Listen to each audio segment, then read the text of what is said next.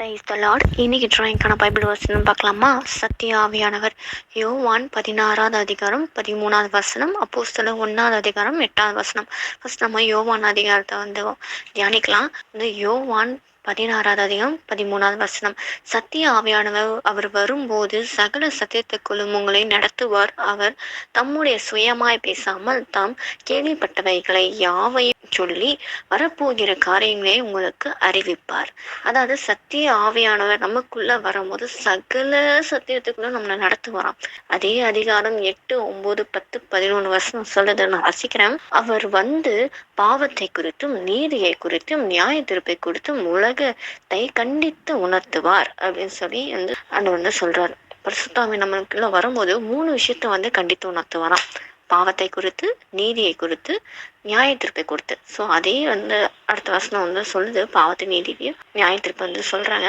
அவர்கள் என்னை விசுவாசியாதபடினால் பாவத்தை குறித்து, அதாவது அவர்கள் யாரு அங்க இருக்க பதிசியர் சதிசியர் ஆண்ட சீஷர்கள் கூட சில டைம்ல விசுவாசிக்காம இருந்தாங்க இல்லையா? ஸோ நீங்க விசுவாசியாத நிமித்தம் நான் பாவத்தை குறித்து சொல்லிட்டே தான் இருக்காரு, இதெல்லாம் பாவம், இதெல்லாம் செய்யக்கூடாது அப்படின்னு சொல்லி. ஆனாலுமே அவங்க விசுவாசிக்கல, ஆண்டவரை உண்மையான மேசியா ஏற்றுக்கொள்ளாம இருந்தாங்க. அடுத்தது 10வது வசனம், நீங்கள் இனி என்னை காணாதபடிக்கு நான் பிதாவின் இடத்துக்கு போகிறபடினா நீதியை குறித்தும், அதாவது ஏசப்பா பிதாவோட சித்தத்தை நிறைவேற்றி பரலோகத்து பிதாவோட இருக்க போற அவர்கிட்ட போறதுனால ஆண்டவர் நீதியை குறித்து சொல்றாரு. நீதியை பிரசங்கித்த நோவான்னு சொன்ன வசனம் இருக்கு இல்லையா? அவங்க என்ன நீதியை பிரசங்கம் பண்ணாங்க? இந்த மாதிரி ஜலப்பிரயம் வரப்போது, அழிவு வரப்போது, சீக்கிரமா வாங்க அப்படின்னு சொல்லி அவங்க நோவா பிரசங்கம் பண்ணார். அதே யோவான் ஸ்தானங்க இவர் தான் மேசியா ஆட்டுக்குட்டி, நீங்களாம் மனம் திரும்புங்க அப்படின்னு சொல்லி யோவான் ஸ்தானம் அந்த நீதியை பிரசங்கம் பண்ணார். ஏசப்பா பரலோகராஜ சமமா இருக்கு, மனம் திரும்புங்கள் அப்படின்னு சொல்லி, நான் தான் மேசியா அப்படின்னு சொல்லி அற்புத அடையாளங்களை வெளிப்படுத்தி வருங்கிற காரியத்தை ஆண்டவர் நீதியை பிரசங்கம் பண்ணார். இப்படிலாம் செய்யுங்க, செய்யக்கூடாது, 10 கட்டளைகளை 2 கட்டளைகளை ஆண்டவர் மாற்றி கொடுத்தார். இதன்படி நடக்கணும் நீங்க அப்படின்னு சொல்லி அந்த கமெண்ட்மெண்ட்ஸ் ஆண்டவர் கொடுத்தார். நீங்கள்லாம் என்னை நீங்க பார்க்க போறது இல்லை, ஆனா அதுக்கு முன்னாடி நான் உங்களுக்கு நீதியை பிரசங்கம் பண்றேன், நீதியை சொல்றேன், நீங்க அதை கடைப்பிடிங்க அப்படின்னு சொல்லி நீதியை குறித்து ஆண்டவர் அங்க சொல்ற பிரசங்கம் பண்றாரு. அடுத்தது 11வது வசனம், இந்த உலகத்தின் அதிபதி நியாய தீர்க்கப்பட்டதினாலே நியாய தீர்ப்பை குறித்தும் கண்டித்து உணர்த்தினார். அதாவது இந்த உலகத்தின் அதிபதி பிசாசனவன் தான். பிசாசனவன் இந்த உலகத்தின் அதிபதியா இருக்கான்னு சொல்லி வசனம் இருக்கு இல்லையா? ஸோ இந்த உலகத்தின் அதிபதி இந்த பிசாசனவன் ஆண்டு நியாய தீர்த்துட்டார். அப்பவே அவனும் கூட இருக்க தூதங்களும் ஆண்டு மேல கீழே தள்ளிட்டார், பூமியில விழுந்துட்டாங்க. ஸோ அதே திருப்பி ஆண்டு சிலுவையில் அவங்க நியாய தீர்ப்பு, அவன் தலையை நசுக்கிட்டார், ஜெயம் எடுத்துட்டார். ஸோ அங்க ஒரு திருப்பி நியாய தீர்ப்பு கொடுத்தார். கடைசி நியாய தீர்ப்பு தான் ஃபுல்லா அந்த 1000 வருஷம் ஆச்சுக்கு அப்புறம் பிசாசனவன் ஃபுல்லா பாதாளத்துல கட்ட போறார். ஸோ அது இறுதி ஞாயிற்று. ஸோ இந்த மாதிரி பிசாசின் கிரியைகள் நீங்க செஞ்சீங்கன்னா, பிசாசின் படி நீங்க போனீங்கன்னா, பிசாசு சுகம் உங்களுக்குள்ள இருந்துச்சுன்னா, அது எப்படிப்பட்ட ஞாயிற்று உங்களுக்கு வரும்ன்றதை ஆண்டவர் கண்டித்து உணர்த்தினார், வெளிப்படுத்தினார். பிசாசு அவன் தூதருக்கு தான் உண்டாக்கப்பட்டது, அந்த நரகம், நீங்க அதில் போகாதீங்க, நீங்க மனம் திரும்புங்க, பிசாசுக்கு ஏற்றவைங்களை சிந்திக்காதீங்க, பரலோகத்துக்கு ஏற்றவைங்களை சிந்திங்க, பிசாசு செயலை செய்யாதீங்க அப்படின்னு சொல்லி ஆண்டு நியாய தீர்ப்பு. நீங்க பிசாசின் கிரிகள், பாவ செயல்கள், காரியங்கள், அந்த மாதிரி காரியங்களை நீங்க செஞ்சீங்கன்னா அங்க புறமான இருள தள்ளப்படுவீங்க. அங்க அக்னி எரிந்து கொண்டு அவையாவது எரிந்து கொண்டு அங்க நீங்க தள்ளப்பட்டுருங்க. ஸோ அதுல இருந்து நீங்க மீட்கப்படணும்னா மனம் திரும்புங்க அப்படின்னு சொல்லி நியாய தீர்ப்பையும் கொடுத்து ஆண்டவர் நீதியை குறித்து எல்லாவற்றையும் பாவத்தை குறித்து ஆண்டவர் கண்டித்து உணர்த்தார். அதாவது பரிசுத்தாவியான நமக்குள்ள வரும் இது எல்லாவற்றையும் கண்டித்து உணர்த்துவார். அதுதான் இந்த வசனத்துல நம்ம வாசிக்கிறோம். அதுக்கப்புறமா அவர் தன்னோட சுயமாய் பேச மாட்டார். பரிசுத்தாவியான தன்னோட சுயமா பேசுவான். இந்த பிசாசானவர் தான் தன்னோட சுயத்துல பேசுவான்ற வசனம் இருக்கு. பிதாவானர் என்ன சொல்றோம் அதை தான் ஏசப்பா செய்வார். அதை ஏசப்பா என்ன குறித்து வச்சிருக்கோ அதை பரிசுத்தாவை நம்மளுக்கு வெளிப்படுத்தி காண்பிப்பார். அதுதான் அடுத்த வசனம் சொல்ல, தம் கேள்விப்பட்டவைகளை யாவையும் சொல்லி வரப்போகிற காரியத்தை உங்களுக்கு அறிவிப்பார். அதாவது ஆவியானவர் பிதா ஏசப்பாவும் என்ன திட்டம் வைத்திருக்காங்களோ அது நம்மளுக்கு வெளிப்படுத்திருக்கா. அதோட டிரான்ஸ்மிட்டரா அவர் இருக்கார், மெசேஞ்சரா பரிசுத்தாவியான நமக்குள்ள கிரியை செய்கிறார்.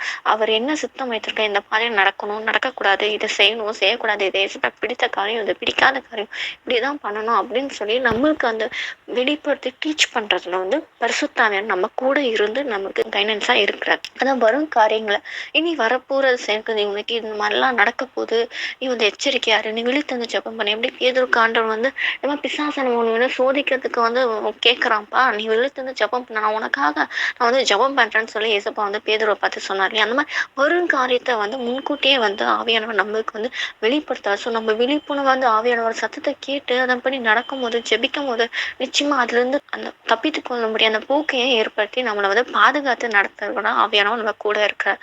அதே வந்து அப்போஸ்தலர் 1:8 பரிசுத்த ஆவியானவர் உங்களிடத்தில் வரும்போது நீங்கள் பலனடைந்து எருசலேமிலும் யூதேயா முழுவதையும் சமாரியாவிலும் பூமியின் கடைசி பரியந்தமும் எனக்கு சாட்சிகளாக இருப்பீர்கள். அதாவது பரிசுத்த ஆவியானவர் நமக்குள்ள வந்து இதெல்லாம் சீர்கட்டி நம்மளை வழி நடத்தும் போது அவுட் பிக்சர் பார்த்தீங்கன்னா வந்து தெரியும். அது அப்படியே அழகா அது டெஸ்டிமோனியா, அது சாட்சியா தேவனை நாம மகிமைக்குன்னு அது பெரிய ஒரு சாட்சியா இருக்கிறத நம்ம வந்து பார்க்க முடியும். அதனாலதான் இங்க வந்து பரிசுத்த ஆவியானவர் வந்து எல்லா அப்போஸ்தலர் மீது அந்த மேல் வீட்டுல அறையில வந்து அவங்க தங்கி இருக்கும்போது எல்லாருமே பரிசுத்த ஆவியானவர் பலமாய் இறங்கினார், பலமாய் ஊற்றப்பட்டார். அப்போ பயந்து இருந்த பேதுரு கூட இருந்து தைரியமா அத்தனை பேர் முன்னாடி பிரசங்க பண்ணினார். அவ்வளோ மகிமையான செயல்களை பரிசுத்த ஆவியானவர் அவங்க மூலியமா வந்து செஞ்சார். அப்படி அவங்க செஞ்ச நிமித்தம் அவங்க பலன் பரிசுத்த ஆவியின் மூலியமா பலன் அடைந்த நிமித்தம் அநேக இடத்துக்கு போய் சுவிசேஷம் அறிவிச்சாங்க.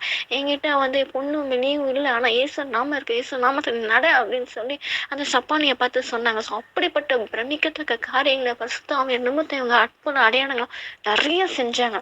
அது சாட்சியா அது எங்கும் போய் எருசலேம் யூதேயா முழுவதும் சமாரியாவிலும் நீ கடைசி பரியந்தம் அவங்கள இருந்து ஆரம்பிச்சது இப்ப நம்ம இருக்க ஆண்ட வருகை வரைக்கும் 2வது வருகை வரைக்குமே சாட்சியா வல்லமே எடுத்து பயன்படுத்துறதுக்கு வல்லவரா ஆவியானவர் இருக்கா. ஸோ அவர் சாட்சி கொடுக்கிறவரா ஆவியானவர் நம்ம கூட இருக்கா. ஸோ ஆண்டவரை நம்ம பற்றி கொண்டு இருக்கிற பட்சத்துல வந்து பரிசுத்த ஆவியானவர் நாடணும். சில பேர்லாம் சொல்லுவாங்க பரிசுத்த ஆவியானவர் இல்லை அப்படின்னு. அதெல்லாம் இல்லை. பிதாகுமார் பரிசுத்த ஆவியானவர் மூவரும் ஒருவரா இருக்கு. ஆண்டவரை ஏற்றுக்கொண்டு அப்பவே பரிசுத்த ஆவியானவர் நமக்குள்ள கிரியை செய்ய ஆரம்பிக்கிறார். ஸோ அனுதினமும் பரிசுத்த ஆவியானவர் நடக்கல நம்ம நடக்கணும். இந்த நிமிஷம் யாராவது நீங்க பரிசுத்த ஆவியானவரை பெற்றுக்கொள்ளாம இருந்தீங்கன்னா ஆண்டவர் நோக்கி பாருங்க, ஆவியானவரே எனக்குள்ள நீங்க கிரியை செய்யுங்க, உங்களோட பலத்த கிரியை என் மூலியமா வெளிப்படணும், நான் வந்து வரங்களை பெற்றுக்கணும், கனிகளை பெற்றுக்கொள்ளணும், அந்நிய பாஷைகளை பேசணும், ஆவியில நிறைஞ்சி அவ்வளோ அதிகமா வந்து உங்களோட வெளிப்பாடை நான் பெற்றுக்கொள்ளணும், ஜெபிக்கணும், பிறருக்கு ஆசீர்வாதமா மாறணும், உலகம் எங்கும் போய் சுவிசேஷம் அறிவிக்கிற பிள்ளையா நான் மாறணும், நீங்க என்னை எடுத்து பயன்படுத்த பிள்ளையான்னு நான் மாறணும், சாட்சி உள்ள பிள்ளையா ஆண்டவர் நான் இருக்கணும் அப்படின்னு சொல்லி எனக்கு உதவி செய்யுங்க ஆவியானவர். நீங்க எனக்குள்ள வாங்க, நீங்க வந்து என்னோட வாழ்க்கை மாறிடும், என் சூழ்நிலை மாறிடும், சுத்தி இருக்கணும் மாறுவாங்க. நான் பழைய மனுஷன்லாம் எனக்குள்ள இருக்க பழைய மனுஷன்லாம் ஒழிந்து போய் புதிய மனுஷனா நான் மாறுவேன். எனக்குள்ள நீங்க வாங்க ஆவியானவர், எனக்குள்ள வந்து நீங்க கிரியை செய்யுங்க ஆவியானவர்னு சொல்லி நம்ம ஊக்கமா ஆவியானவரை வரவேற்கும் போது நிச்சயமா ஆவியானவர் நமக்குள்ள வந்து சமாதானத்தையும் பாவத்தை குறித்து நீதியை குறித்து நியாயத்தை குறித்து கண்டித்து உணர்த்தி நம்மள சாட்சி உள்ள பிள்ளைகளா நிறுத்தி பரலோகத்தை கூட்டி போய் சேர்க்கறதுக்கு நமக்கு உதவியா ஆவியானவர் எப்போதுமே இருப்பார். ஸோ விசுவாசத்தோட ஆவியானவரை கேட்போம், அவரை வரவேற்போம், நமக்குள்ள வந்து வாசம் செய்ய அலோ பண்ணுவோம். ஆமென்.